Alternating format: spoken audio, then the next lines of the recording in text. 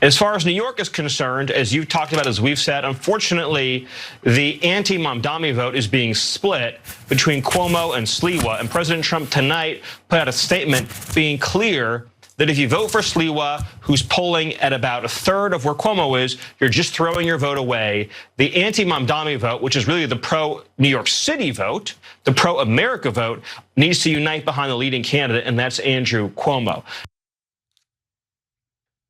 In the lead up to today's mayoral race in New York City, Andrew Cuomo secured some clutch last-minute endorsements from the like of Stephen Miller, Elon Musk, and even Donald Trump himself. Before we get into it, Cenk, these are some surprising, potentially, endorsements for a guy who still claims to be a Democrat. What do you make of it? What are your 2 cents? Yeah, well, that's so surprising that the corporate Republicans would back the corporate Democrat. It's not like we've said on the show a million times, they're the same. Told you. We're gonna get into the details here in a minute, but also, what does this have to do with the death of Dick Cheney? Well, I'll also explain that in a minute. Well, during his 60 Minutes interview, Donald Trump said, "I'm not a fan of Cuomo one way or the other. But if it's gonna be between a bad Democrat and a communist, I'm gonna pick the bad Democrat all the time, to be honest with you." He was more direct in a subsequent Truth Social post, writing, "A vote for Curtis Sliwa, who looks much better without the beret, is a vote for Mamdani. Whether you personally like Andrew Cuomo or not, you really have no choice. You must vote for him and hope he does a fantastic job. He is capable of it. Mamdani is not." Now, this morning, he went full bigot, posting, "Any Jewish person that votes for Zohran Mamdani, a proven and self-professed Jew hater, is a stupid person." And of course, that's not true. Mamdani has not said anything anti-Semitic. Of course, he does not hate Jews, but they're trying it out of desperation. Mamdani capitalized on Trump's comments, posting this on X. "Congratulations, Andrew Cuomo. I know you worked hard for this," with the graphic, "Trump endorses Cuomo." When Andrew Cuomo was asked about Trump's comments on a radio show called Hot 97 yesterday, he appeared to abruptly drop off the call. Take a look. Your boy was just on 60 Minutes, Cuomo, saying that you're his guy. No. Trump said you're his candidate. If he had to pick a bad Democrat or what did he say? Or a communist. Or a communist, he's picking you.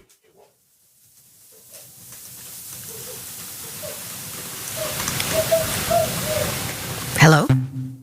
I think that they cut him off. I think he had to rap. You just get, oh. I really wanted to hear that answer. Now, Cuomo did later acknowledge the question at a campaign stop, saying, "Trump called me a bad Democrat. First of all, I happen to be a good Democrat and a proud Democrat, and I'm going to stay a proud Democrat. Mamdani is not a communist, he's a socialist, but we don't need a socialist mayor either." And it's not just Stephen Miller and Trump going to bat for Cuomo. Elon Musk also joined the party, tweeting, "Remember to vote in New York. Bear in mind that a vote for Curtis is really a vote for Mamdani or whatever his name is. Vote Cuomo." Now, unfortunately for them, polling leading up to today consistently shows Mamdani winning. Atlas Intel is the most recent poll, which gives Mamdani a 5-point lead, but it really is an outlier compared with all of these other polls from Marist, Quinnipiac, Emerson, Suffolk, Beacon Research, etc. So we'll see as the results come in what Mamdani's margin of victory is, whether it's a single digit or double digit like others are projecting. But Cenk, what do you make of this as we go into election night? Yeah, so I remember people saying, well, if you got to choose between a bad Republican and a fascist, you really should vote for Nikki Haley over Donald Trump. Oh, look at that. Now it's in reverse. Interesting. I remember Kamala Harris embracing Dick Cheney, even though, as we're going to explain later in the show, because he died today, that he was for warrantless wiretapping, torture, needless wars, etc. So Kamala Harris is totally okay with Dick Cheney as long as it's expedient and convenient. And Donald Trump is totally okay with Andrew Cuomo as long as it's expedient and convenient. It's almost as if a show that was telling you all along that the establishment totally agrees and it's all theater was correct. So why is everybody backing Cuomo, even though all those years, those Republicans were like, oh, Cuomo's the worst. They used to call him a socialist, communist, Maoist, and all that stuff, right? Because no, they know that Andrew Cuomo will serve the donors. And Kamala Harris knew that Dick Cheney and Liz Cheney would serve the donors. Now, they did speak out against Trump's nonsense, what I think is a coup attempt on January 6th. Good, I gave him credit for that. But that doesn't mean you need to embrace Dick Cheney. And in this case, I know why they're doing it. Of course, Jordan, we all know they're trying to drive whatever Republican votes that Sliwa was gonna get towards Cuomo so that he can collect Republican and Democratic votes so he can win and he could serve Israel instead of New York. Like, are we confused about this? We know, we all know, right? I mean, what is it? You know how many billionaires have given to Andrew Cuomo's campaign so far? 26. And now, to be fair to them, Mamdani is just their perfect kryptonite, right? He won't bow his head to Israel. So already, like, they're gonna despise him. That's plenty enough for all the corporate Republicans and Democrats and the unit party and the establishment to get together and back Andrew Cuomo 200%, and that is what they have done, right? So now, but on top of that, he says that he's gonna raise taxes by about 2% for the wealthy in New York City. Oh my God. Then Alice Walton comes in, that's the heir to the Walmart fortune, and a couple of other guys, and they're like, how dare he try to represent the average citizen? Only the billionaire class. And Donald Trump and Stephen Miller, all of them are like, yeah, only the billionaires, only the billionaires. Where are you guys? Are you fighting for the average American? Never, never, right? So yeah, there was only one thing that Cuomo was right about. Yeah, he's not a communist, he's a socialist. So Jordan, I'm curious to see what's gonna happen after the election because all these giant liars all said, but Republicans, Democrats, mainstream media, all of them, that Mamdani was just the worst thing ever. He was gonna endanger all the Jewish people in New York. Their lives are in danger. Another 9/11 might happen. Dirty Muslim, communist, and that's it. And all of the financial center in New York is gonna collapse. And there's gonna be attack against Jewish people left and right. And he's gonna allow it and encourage it. When none of that happens, you know what's gonna happen, right, Jordan? They're all gonna come back and pretend they never said it. And then the next time they're gonna do it again and again. Really, there isn't that much difference between the establishment and Alex Jones. So Alex Jones, the whole time Obama was president, oh, he's gonna put you in FEMA camps. You're all gonna be stuffed into FEMA camps. Ted Cruz comes in like a moron. They're gonna stuff you into Hobbit homes. Where are the Hobbit homes? Where are the FEMA camps? And we're gonna ask the same thing about Mamdani after, if he's lucky enough to win today, and good enough to win today. We're gonna ask the same question afterwards, and we'll be the only ones. Everyone else will have instant amnesia, and they'll be like, oh, did we say he was gonna do all those terrible things? And he didn't do any of them? Let's never talk about it again, because we wanna be able to fearmonger, drive fear and hatred, and divide you guys so that the establishment candidate wins no matter what. Yeah, there's a couple of things I want to touch on here. So I want to remind people of what this campaign was like, the tone and tenor the entire time. And ask yourself, if you saw Andrew Cuomo advocate proactively for any policy other than new and more cops, because I looked extensively and could not find anything in advertisements, in messaging, in tweets. Sure, he's got a policy page on his website, but I was reminded last night by a friend that his housing policy section was written by ChatGPT. If that's not a middle finger to New Yorkers, I don't know what is. He doesn't even care enough to spend any time or resources in his campaign to draft a policy on an issue that was at the forefront of people's minds in that primary. He knows he needs to try to talk about it, but he doesn't care because he doesn't care about you. And all he has done the entire time is scaremonger over Zohran's religion, his ethnicity, his background, his upbringing, scaremongering over hollow accusations of anti-Semitism, trying to claim that things that other people have said are somehow on him and he must denounce every single thing every other person has said. They've tried to distract you from the real issues affecting working people in New York. And Zohran Mamdani has refused to take the bait again and again and focused on the issues. He's focused on housing, he's focused on affordability, he's focused on transportation. Those are things that matter. And when you see this guy who they continue to attack as being inexperienced or ill-equipped to run the city, the reason voters got behind him is because he was speaking to issues that they care about. And that is a rarity. And it's especially and sadly a rarity in the Democratic Party. So when you see people like Chuck Schumer coming out of the polling location today and his team refusing to say who he voted for, know this problem goes all the way to the top. That the Democratic elites do not care about your working conditions. They would rather work at the behest of corporations and special interests than address your material needs. That's pathetic. It's a problem in both parties, but we can maybe try to push the Democratic Party a little bit more effectively than we could the Republican Party. And then there's another element of this.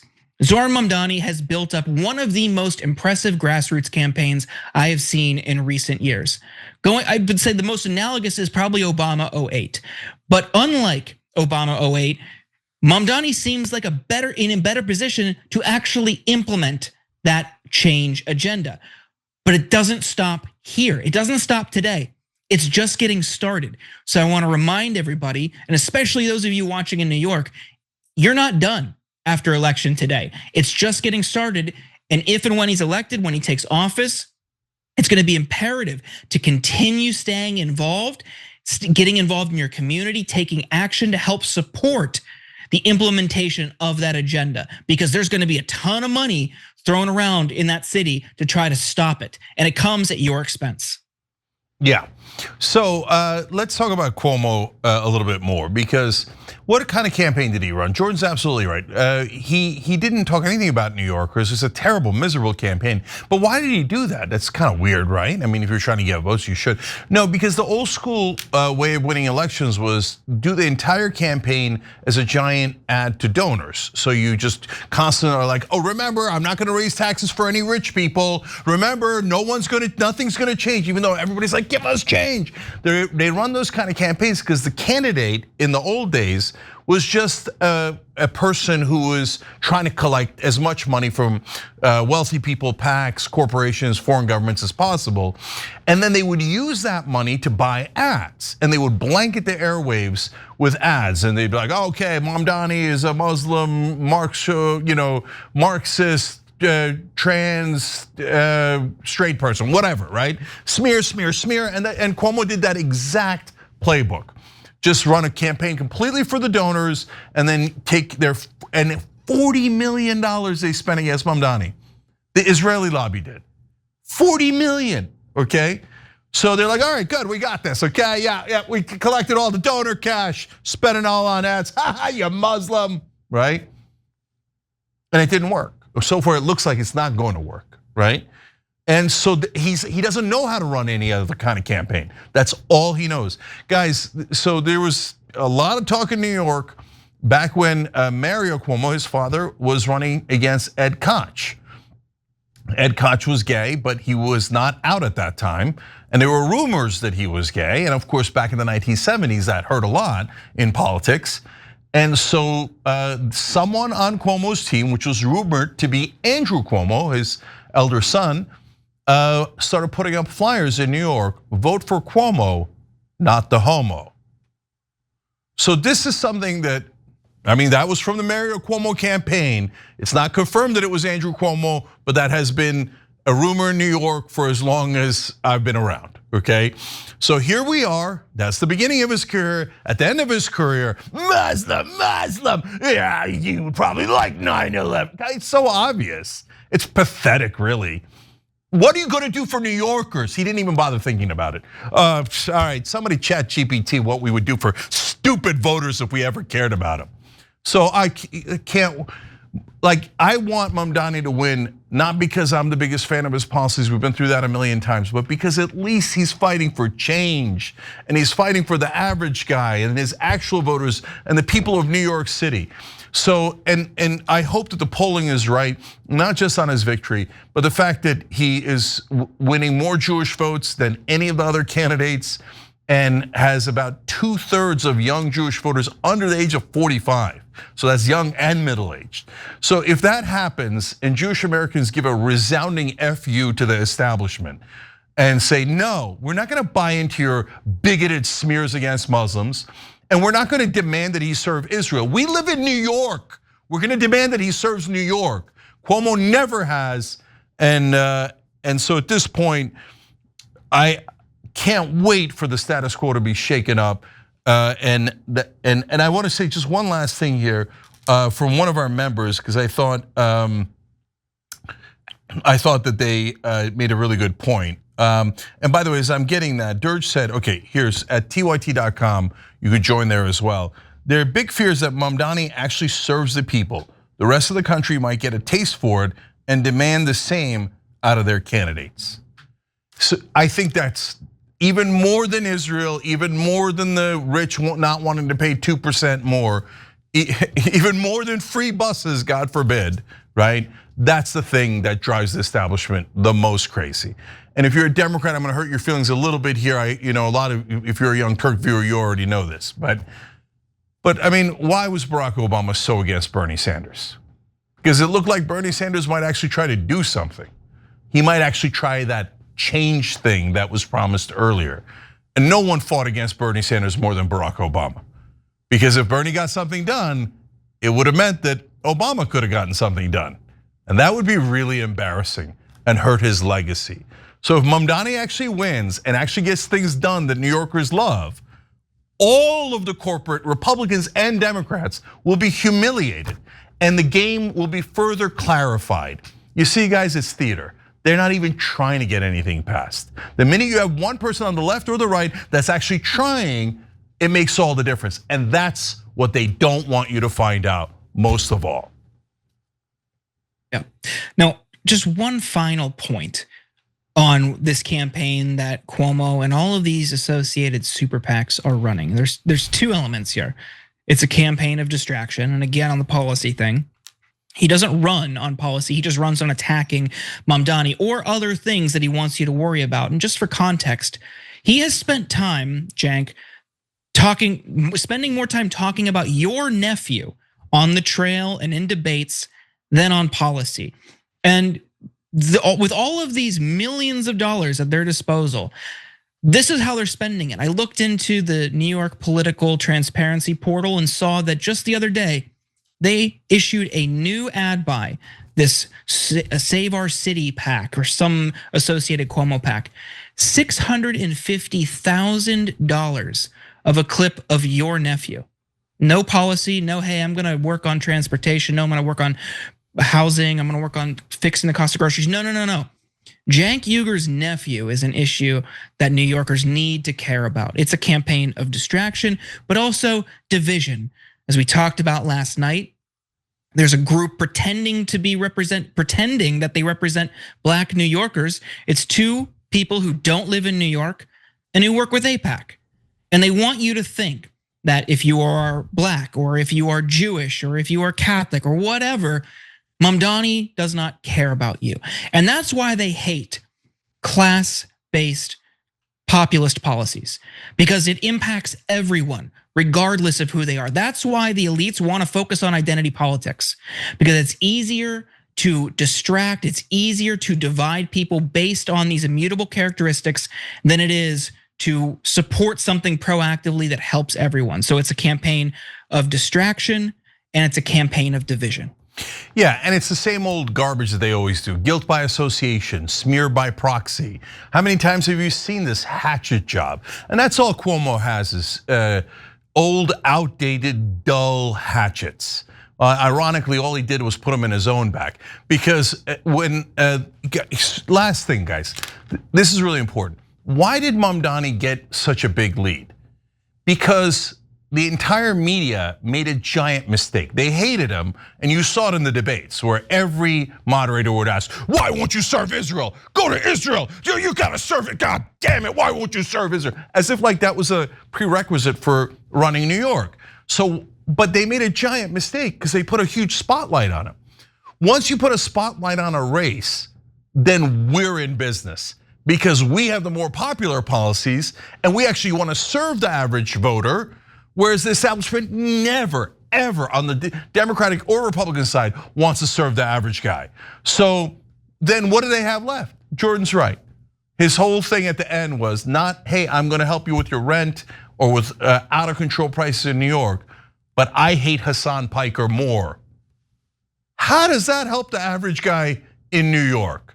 No, that's running an old school, dumb ass campaign and think you could just buy the election with your dirty, corrupt donors. Well, let's hope tonight that it's a very sad day for you and that all of your billionaire donors cry into their tears. We couldn't buy one election. We're used to buying every election, but we couldn't buy one. I'm so sorry, Israel. I'm so sorry we couldn't deliver for you my real homeland. God, please let me into that party, to be a fly on that wall, to see them all cry about how they couldn't buy one election. Please, New York, do the right thing here. Let's get this right result and make the establishment cry. Every time you ring the bell below, an angel gets his wings. Totally not true, but it does keep you updated on our live shows.